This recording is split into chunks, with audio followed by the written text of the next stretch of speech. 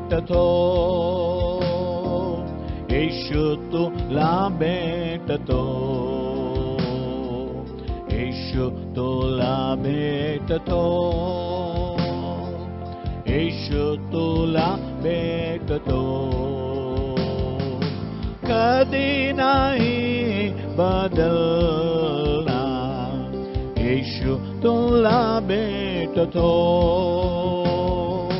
कधी नाही बदलणार, येशू तुला भेटतो.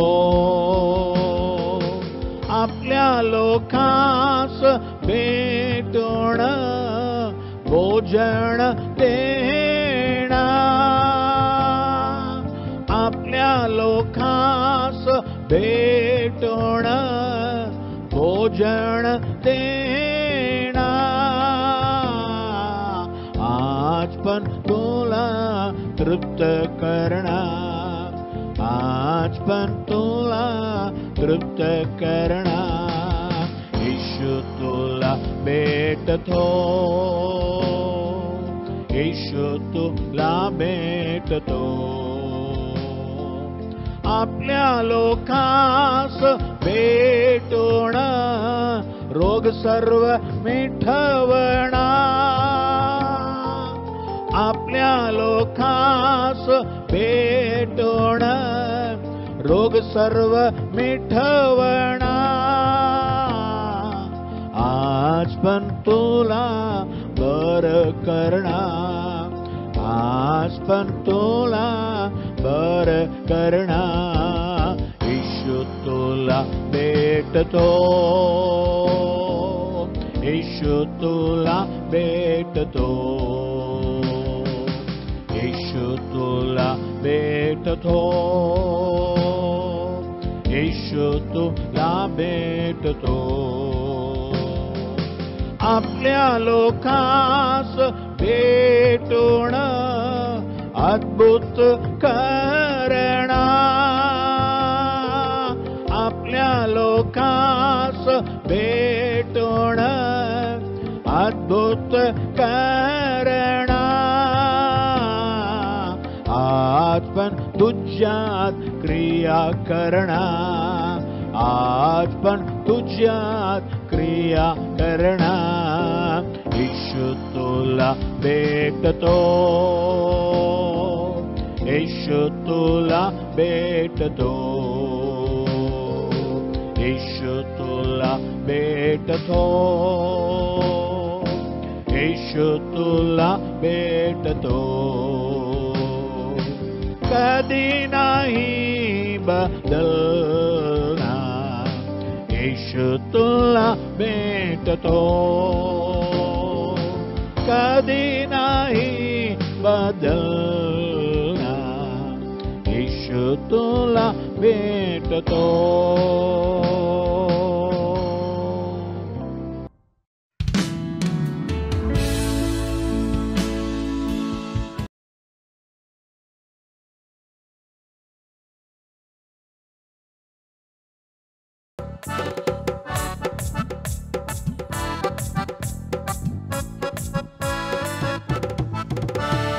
आकाशामध्ये उडती कशी उडती कशी पहा पाखरे, उडती कशी पहा पाखरे, ना फेरिता ना कापिता परमपिता पोषितो तया, परमपिता पोषितो तया.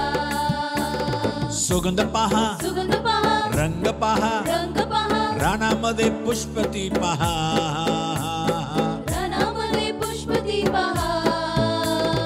नाकातिथी ना कष्टकरी परमपिता सजवितो तया, परमपिता सजवितो तया.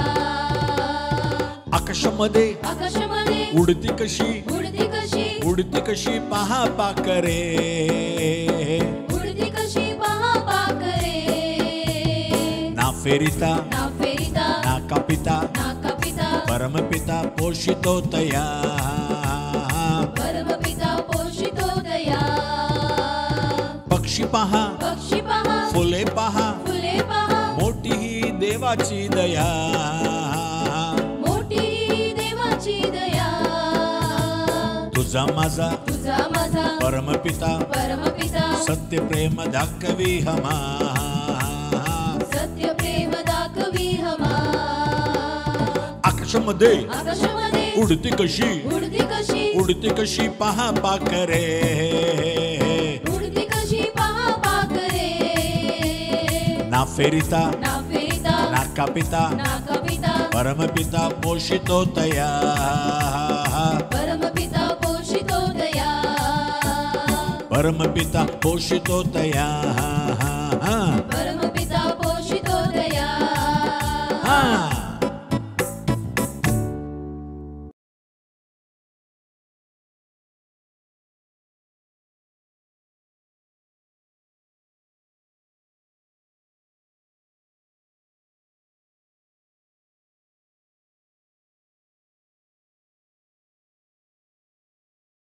आमच्या प्रिय बंधू बहिणींना येशूच्या नावाने आमचा नमस्कार, अभिनंदन. आजचा येशू तुला मिळतो हा कार्यक्रम तुम्हा सर्वांना मी स्वागत करीत आहे. देव चांगला आहे. प्रत्येक रविवारी दुपारी 3 वाजता हा मराठी कार्यक्रम तुम्हाला प्रसार होतो. तुम्ही ऐका, याचा लाभ घ्या आणि इतरांना सांगा. देव तुम्हाला आशीर्वाद करो.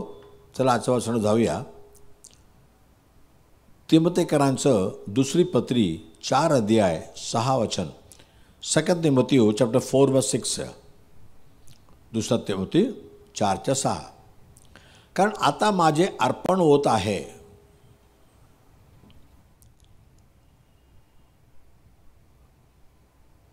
माफ करा, 2:6. 2 तिमोथी 2:6. I am sorry. श्रम करणाऱ्या शेतकऱ्याने पहिल्याने पिकाच्या वाटा घेणे योग्य आहे. श्रम करणाऱ्या शेतकऱ्याने पहिल्याने पिकाच्या वाटा घेणे आहे. शेतीमध्ये सगळं जातात, कोणी फिरायला जातात, पण शेतामध्ये काम करणारा जो किसान आहे त्याला त्याच्यामध्ये पहिला वाटा भेटतो. आज आपण देवासाठी काय पण परिश्रम करतो ना, देव पण त्याच्या वाटा जरूर आम्हाला देतो. कारण इब्रिकांस पत्र 6 अध्याय 10 वचनामध्ये, Hebrews 6:10, इब्रिकांस पत्र 6:10मध्ये, कारण तुमचे कार्य व तुम्ही पवित्र जनाची केलेली व करत असलेली सेवा आणि तुम्ही देवावर दाखवलेली प्रीती हे विसरून जाण्यास तो अन्यायी नाही.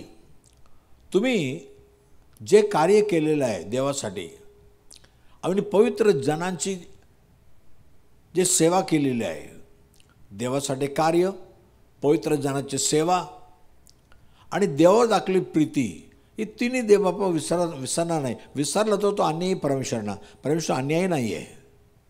आज मनुष्याला तुम्ही आज काय चांगलं काम करा, पण उद्या ते विसरतील आणि तुम्हाला खोटं बोलतील, तुझ्यावर वाईट बोलतील. मनुष्य आहे. पण देवासाठी जे पण काम केलं ना, देव कधी विसरत नाही.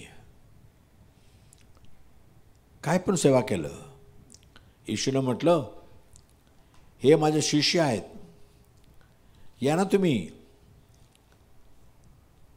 एक ग्लास पाणी दिलं तरी त्याचं तुम्हाला खरोखर तुम्हाला त्याचा आशीर्वाद भेटणार.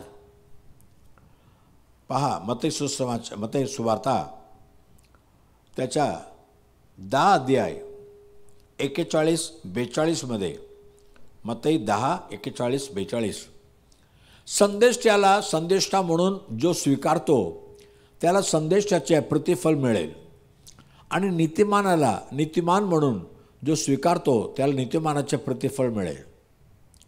आणि या लहानातील एकाला शिष्य म्हणून जो कोणी केवळ गार पाण्याचा एक प्याला पाजतो तो आपल्या प्रतिफलाच्या मुकणारच नाही, असं मी तुम्हाला खचित सांगतो. एक गार पाण्याचा एक प्याला, एक तुम्ही लोटाभर पाणी दिलं त्याच्यासाठी प्रतिफल मिळतो. कारण जे काय तुम्ही देता ना ते परत तुम्हाला देतो परमेश्वर. लुका 6:38 लुका 6:30 आहे, लुका 6:38 द्या म्हणजे तुम्हाला दिले जाईल, चांगले माप धाबून हलवून व शीख भरून तुमच्या पदरी घालतील. कारण ज्या मापाने तुम्ही मापून द्याल त्याच मापाने तुम्हाला परत मापून देण्यात येईल. ज्या मापाने तुम्ही भरून देता त्या मापाने तुम्हाला भरून देतील. पण देवपा देताना भरून हलवून तुमच्या माड्यात टाकणार. किती चांगलं आहे ना. एक गोष्ट तुम्हाला सांगतो, तुम्ही दुसरा राजा त्याच्या 4 अध्यायामध्ये एक गोष्ट पाहत आहेत. दुसरा राजा 4 अध्याय 8 वचनामध्ये 4:8 एक दिवशी असं झालं की अलिशा सोनेम येथे गेला. तिथे एक तोर स्त्री राहत होती. तिने त्याला आग्रह करून जेवायला लावले. पुढे तो त्या वाटेने जाई तेव्हा तिथे जेवायला उतरत असे.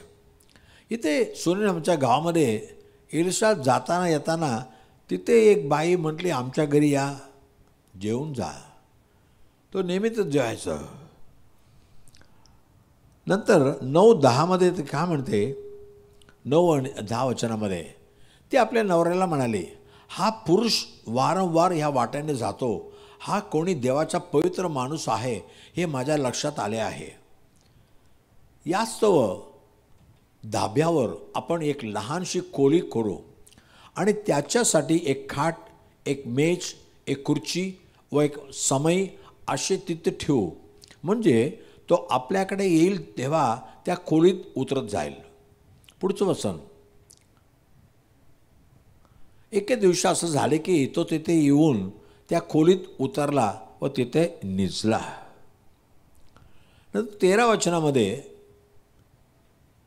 त्या बाईला म्हणतो, तू तिला म्हण, तू आमची काळजी घेण्यात एवढी तत्परता दाखवलीस, तुझ्यासाठी मी काय करावे? राजाकडे किंवा सेनापतीकडे तुझी शिफारस करू काय? ती म्हणाली, मी आपल्या लोकांस नांदत आहे, मी चांगलं सुखीने आहे. माझ्या एवढं तू काळजी घेते, माझ्यासाठी काम करते, तुझ्यासाठी काय करावे? मी राजाकडे बोलू का? काय तुला काम व्हायचं आहे का? सेनापतीला बोलू? तुझ्या घराच्या चारोभोवती मी सैनिक आणून उभा करू? सुरक्षा पाहिजे का? सुखी जीवन पाहिजे का? मी व्यवस्था करतो. ते मग ते काय गरज नाही. पण नंतर 14 वचनामध्ये एलिशाचा नौकर म्हणतो, हिच्यासाठी काय हे जे म्हणा, तिला मूल बाल नाही आणि तिचा नवरा वृद्ध आहे, नवरा म्हातारा झाला आहे आणि तिला मूल नाही आहे. नंतर एलिशा म्हणतो 16 वचनामध्ये, वसंत ऋतू पुनरपी येईल तेव्हा तो पुत्राला उराशी गजशील. ती म्हणले, चे माझे स्वामी देवाचा माणूस, आपल्या दासीशी खोटे बोलू नका. पण तसं झालं. 17 वचनामध्ये ती गर्भवती झाली आणि तिला एक मुलगा जन्मला. पण काय झाला, 20 वचनामध्ये तो मुलगा वाढत गेला. एक दिवस तो मुलगा मरून पडला. पण एलिशा परत आला. 35 वचनामध्ये त्या मुलावर तो झोपला आणि उठला तर मुलाने 7 वेळा शिंकून डोळे उघडले. पहा, देवाच्या मनुष्याचं त्यांनी काळजी घेतलं. जेव्हा आपण यायचं त्याला जेवण द्यायचं, त्याला राहण्यासाठी चांगलं जागा दिले. हे देवाचा सेवक आहे. एलिशा या बाईचा नातेवाईक नाही, कोण नाही आहे, पण देवाचा सेवक आहे, पवित्र माणूस आहे. त्याच्यासाठी काय तर आपण करावा. आणि हे देवाने विसरला नाही. एक तर तिला मूल नव्हतं, एक मूल दिला. पण दुसरी गोष्ट मला वाचताना मला आश्चर्य वाटलं. दुसरा राजा 8 अध्यायामध्ये 1 वचनामध्ये 8 अध्याय 1 वचन, ज्या स्त्रीच्या मुलाला अलिशाने जिवंत केले होते तिला त्याने सांगितलं, तो आपल्या घरची मंडळी घेऊन सोयीस्कर असेल त्या देशात जाऊन राहा, कारण परमेश्वर दुष्काळ पाठवणार आहे व तो या देशात 7 वर्ष चालू राहणार आहे. देशामध्ये दुष्काळ येणार आहे.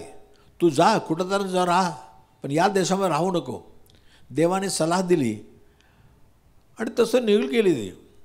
2-3 वचनामध्ये बघा, ती स्त्री देवाच्या माणसाच्या या सांगण्याप्रमाणे ती स्त्री आपल्या घरची मंडळी घेऊन पलिष्टियांच्या देशात जाऊन 7 वर्ष राहिली. 7 वर्ष लोटल्यावर ती स्त्री पलिष्टियांच्या देशाहून परत आली आणि आपले घर व जमीन याच्या संबंधाने फिर्याद घेऊन राजाकडे गेली. तो येऊन पाहते, पण 7 वर्षामध्ये तिचं घर कोणी घेतलं, तिचे खेतीबाडी कोणी घेतलं. आता राजाकडे जाऊन तक्रार करायला आली, राजा माझं चांगलं घर गेलं, माझं खेती गेलं. पण देवाने काय केलं बघा,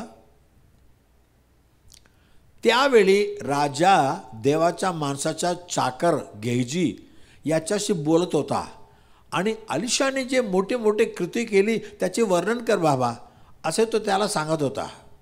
एलिशाद्वारे परमेश्वर काय काय काम केलं सांग. अलिशाने एका मृताला जिवंत केल्याचे तो राजाला सांगत होता. तितक्यात जिचा मुलगा त्याने जिवंत केला होता ती स्त्री तिथे आली आणि आपले घर व जमीन याच्या समाधाने तिने राजाकडे फिर्याद केली, कंप्लेंट केली. गेहजी म्हणाला, स्वामीराज हीच ती स्त्री आणि अलिशाने जिवंत केलेला हाच तो मुलगा आहे. अरे वा, एकाएकी बघा, ही तर रडून येते, माझं खेती गेला, घर गेला, काय करू. देवाच्या माणसाचं वचन ऐकून मी देश सोडून गेलो 7 वर्ष, आता परत आली, मला काही नाही आहे. पण त्याच वेळी राजा त्या एलिशाच्या नोकराला म्हणतो, सांग रे काय काय चमत्कार झालं. आता पुढच्या वचन बघा, तर राजा म्हणतो, तेव्हा तुला काय पाहिजे असं राजाने विचारलं होती. आपले हकीकत त्याला सांगितली. राजाने एका अंमलदाराला तिच्याबरोबर पाठवले आणि त्याने सांगितले तिचे जे काही आहे ते सर्व, आणि तिने देश सोडला तेव्हापासून आजपर्यंत तिच्या शेतीचे उत्पन्न तिला मिळवून देण्याची तजवीज कर, सगळं कर. बघा ना किती चांगलं आहे. आज तुम्ही देवासाठी, देवाच्या माणसासाठी जे काय करता ना ते परमेश्वर विसरत नाही. पहा, एक तर तिला मूल भेटला, मुलाला जिवंत केला. आता 7 वर्ष त्यांनी सगळं हरवून गेली. एलिशाला म्हणाला, राजाकडे बोलू का, सेनापतीला बोलू का. आता अंमलदार आला, सरळ घरी आला, हे त्याचं घर द्या, त्याला खेतीमध्ये कोणी काम केलं, 7 वर्षाचं पीक जे आहे सर्व त्याला द्या. हे चांगला माणूस का. तुम्ही 1 पट दिलं, परमेश्वर तुम्हाला 7 पट काय 100 पट परत करणार. पण देवासाठी काय तर करा, काय पण करा, देव त्याचा विसरणार नाही. हालेलुया. म्हणून तुमचं कार्य विसरणार नाही. जे काय तुम्ही मेहनत केली ना त्याचं फल खरोखरच तुम्हाला भेटणार. काय पण देवासाठी काम करा, त्या कामाला देवा विसरत नाही. अब्राहमने पहा, उत्पत्ती 18 अध्याय 1 वचनामध्ये, जेनेसिस 18:1, उत्पत्ती 18:1 मध्ये, दिवसाभर उन्हाळ्याच्या वेळी ढेव्याच्या दाराशी बसला असता परमेश्वराने ममरेच्या एलोन राईत अब्राहमाला दर्शन दिले. आणि पुढचं वचन, त्याच्यासमोर 3 पुरुष येऊन उभे राहिले. त्याने आपली दृष्टी वर करून पाहिले तेव्हा त्याच्यासमोर 3 पुरुष उभे असलेले त्याला दिसले. त्याने आपल्या ढेऱ्याच्या दारापासून धावत समोर जाऊन जमिनीपर लवून त्याला नमन केले. नंतर म्हणतो, हे प्रभू, माझ्यावर तुझी कृपा असेल तर तुझ्या दाचापासून पुढे जाऊ नकोस. हां, पुढे थोडे पाणी आणून द्या. तुम्ही आपले पाय धुवून या झाडाखाली विसावा घ्या. मी थोडी भाकर आणतो, तिच्या आपल्या जीवास आधार करा, मग पुढे जा. यासाठी तुमचे हे आपल्या दासाकडे येणे झाले असावे. ते म्हणाले, तो म्हणतो तसं कर. अब्राहम तोरणे ढेऱ्यात साऱ्याकडे जाऊन आला. 3 मापे सपीठ लवकर घे व ते मळून त्याच्या भाकरी कर. नंतर अब्राहम गुराकडे धावत गेला व त्याने एक चांगले कोवळे वासरू निवडून चाकराकडे दिले. त्याने ते तोरणे रांधले. पुढे नंतर अब्राहमने दही, दूध व ते रांधलेले वासरू आणून त्याच्यापुढे ठेवलं आणि ते जेवत असता तो त्यांच्याजवळ झाडाखाली उभा राहिला. 3 कोणी रास्त्याने जाणार आहेत, पण अब्राम त्यांना म्हणतो, या आमच्या घरी या, थोडं तर भाकर खाऊन जा. आपण काय काय दिलं बघा, भाकर दिलं आणि चाकला दिला आणि काय दही दिले, दूध दिले, सगळं दिलं. नंतर ते म्हणतात ते जेवल्यानंतर पुढच्या वचन, तुझी बायको सारा कुठे आहे? ते म्हणाला, ते डेऱ्यात आहे. पुढे मग तो म्हणाला, पुढल्या वर्षण ऋतूत मग जीवनाच्या वेळेस मी तुझ्याकडेच आखल्याने परत येईल, तेव्हा तुझी बायको सारा हिला मुलगा होईल. त्याच्या मागे ढेऱ्याच्या दारी सारा उभी होती. आता हे नाही अब्राम विचारला नाही, पण अब्रामच्या जीवनामध्ये कमी आहे. तो देवाला म्हणतो उत्पत्ती 15:3 जेनेसिस 15:3, आणि पहा, तू मला काही संतान दिले नाहीस तर माझ्या घरात जन्मलेला दास माझ्या वारस होणार. मला काय देणार? 2 हे प्रभू परमेश्वरा, तू मला काय देणार? मी तर निसंतान जाणार आणि दिमिश्की अलिएझर माझ्या घराचा मालक होईल. मला संतान नाही. माझं सगळं जायदाद कोण घेणार आहे? माझ्या घरामध्ये एक नोकर आहे, तो सगळं घेऊन जाणार आहे. त्या परमेश्वराला नाही तुला देणार. पण इतकं वर्षानंतर अब्राम संधी भेटला की कोणाला त्यांच्या भूक मिटण्यासाठी, पण त्याला ठाऊक नव्हता ते देव स्वतः, देवाच्या दूत स्वतः आलेले आहेत. त्याने ओळखला नाही. त्याने फक्त ते भुके आहेत त्यांना जेवण दिलं. पण त्याला आशीर्वाद भेटला. बघ, इतकं वर्ष त्याने वाट पाहत होती, वाट पाहत होता 1 वर्ष एक आशीर्वादासाठी, मला एक संतान व्हा. आणि तसंच 21 अध्याय 1 आणि 2 जेनेसिस 21:1-2, उत्पत्ती 21 1 आणि 2. यानंतर परमेश्वराने आपल्या म्हणण्याप्रमाणे सारेवर अनुग्रह केला आणि तिला दिलेले वचन पुरे केले. पुढं वचन, सारा गर्भवती झाली आणि देवाने सांगितल्याप्रमाणे सैमे अब्रामाला म्हातारपणी तिच्यापासून मुलगा झाला, इसाक झाला. हालेलुया. देवाने विसरला नाही बघा. म्हणून येशू ख्रिस्त म्हणतो, मी भुको होतो तेव्हा तुम्ही मला अन्न दिले, माझ्याकडे कपडे नव्हते, तुम्ही मला कपडे दिले. तुम्ही मत्ती 25 अध्याय मॅथ्यू 25 35-36 मॅथ्यू 25:36 मी भुकेला होतो तेव्हा तुम्ही मला खायला दिले, ते तानेला होतो तेव्हा मला प्यायला पाणी दिले, परका होतो तेव्हा मला परका होतो. हे परका माणूस येतात, पण त्यांना अब्रामला घरी घेतला, जेवण दिला, मला घरात घेतले. पुढे, उघडा होतो तेव्हा मला वस्त्र दिले, आजारी होतो तेव्हा मला माझ्या भेटीला आलात, बंदीशाळेत होता तेव्हा तुम्ही माझ्याकडे आलात. तर लोक विचारतात पुढच्या वचनामध्ये, प्रभूजी, आम्ही तुम्हाला केव्हा भुकेले पाहून खायला दिलं, केव्हा ताणलेले पाहून प्यायला दिले? पुढे, तुम्हाला परके पाहून केव्हा घरात घेतले, उघडे पाहून तो केव्हा वस्त्र दिले? आम्ही कधी तुला पाहिलं नाही.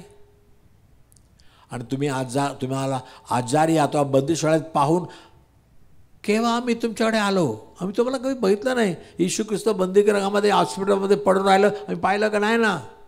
तेव्हा येशूने काय म्हणलं, मी तुम्हाला कधी सांगतो की ज्या आरती तुम्ही या माझ्या कनिष्ठ बंधूपैकी एकाला केले, त्या आरती ते मला केले आहे. एक कनिष्ठ सर्वात लहान वाटतो. आज प्रभूचे सेवक सगळ्याच्या नजरामध्ये एकदम लहान वाटतात. हे पास्टर आहे ना, जाऊ दे, देवाच्या पालक असं जाऊ दे. ख्रिस्ती सेवकांना आदर भेटत नाही. परमेश्वर या लहान आहेत, लोकांच्या नजरामध्ये लहान आहेत. आज ख्रिस्ती पादरांना मारताना कोणी येत नाही त्यांना मदतीला, त्यांना कोण मानतच नाही. पण देव पाहत आहे. तुम्ही देवाचार्याचं कार्य केलं, देवाच्या लोकांसाठी किंवा देवाच्या सेवेसाठी जे काय केलं ना, परमेश्वर विसरणार नाही. त्याचा लाभ तुम्हाला खरोखर भेटेल. तुम्ही खेतीमध्ये काम केलेलं आहे, शेतीच्या फलामध्ये तुम्हाला प्रथम भाग भेटणार. चला प्रार्थना करूया. पवित्र देवबाप धन्यवाद प्रभू, या जगामध्ये आमच्यासाठी मानव म्हणून मानवाचा अवतार घेऊन जगात आला आणि सर्व मानवाचा पाप मिटवण्यासाठी कल्वरी क्रूसामध्ये वधस्तंभावर तो खिळलेला गेला, मारला गेला. आमच्या पापाच्या जीवनाला मिटवला, आमच्या जीवनात शांती समाधान दिलं, आमच्यासाठी तुझ्या पवित्र रक्त वाहून दिला प्रभू. आणि एवढं मोठं किंमत देऊन आम्हाला तू सोडवलं आहे, आमच्या प्राणाला मृतकातून सोडवलेलं आहे. याबद्दल आम्ही काय करू प्रभू? तुझ्या गुणगान गाऊ आणि तुझ्यासाठी, तुझ्या सेवेसाठी, सेवकासाठी जे शक्य असेल ते काम करायला पाहिजे. आणि जे काम आम्ही करतो, कार्य करतो, ते तू विसरणार नाही प्रभू. आज पण मी प्रभूसाठी ध्यान दिले, प्रभूच्या सेवकासाठी किती मदत केले. आत्तापर्यंत मला काय आशीर्वाद नाही का असं म्हणणाऱ्याला आज स्पर्श कर प्रभू. सोनेमच्या गावाच्या स्त्रीला कसं मुलगा दिला, मुलाला जिवंत उठवला, नंतर तिने हरवलेलं आहे 7 वर्षाचा पीक तिला भेटला प्रभू. आत्तापर्यंत जे आशीर्वाद त्यांच्या जीवनात रोखून आहे ते सर्व आशीर्वाद भेटसूज नावाने भेटू दे, सर्व आशीर्वाद दे. त्यांच्या प्रार्थनाच्या प्रत्येक प्रार्थनाचा तो उत्तर दे प्रभू. आशीर्वाद कर, विश्वासाने स्थिर कर. येशूच्या नावाने मागित आहे प्रभू. Amen amen. God bless you. पुढच्या रविवारी दुपारी 3 वाजता पुन्हा पाहूया. आमेन. आमचा पत्ता Bethel Pentecostal church, Bethel church road, Kamaraj हायस्कूलचा मागे, 90 फीट रोड, धारावी, मुंबई 17.